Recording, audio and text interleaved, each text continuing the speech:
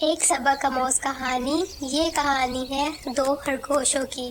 وہ دونوں آپس میں پتی پتنی تھے اور دونوں ایک دوسرے سے بہت ہی پریم کرتے تھے۔ ان کا ایک چھوٹا سا اور پیارا سا گھر بھی تھا۔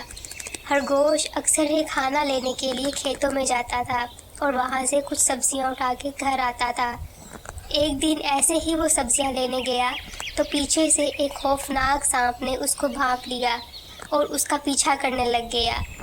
خرگوش کو سانپ کی مہک آ چکی تھی اور وہ سمجھ گیا تھا کہ اب اس کو کیا کرنا چاہیے۔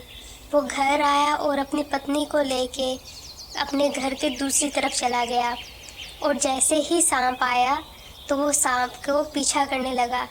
سانپ کا پیچھا کرتے کرتے سانپ جیسے ہی خرگوش کے گھر میں گھسا، خرگوش فوراً لپکا اور اس نے اپنے گھر کے اوپر مٹی ڈال دی اور سانپ کو ہمیشہ کے لیے اپنے گھر کے اندر دفن کر دیا۔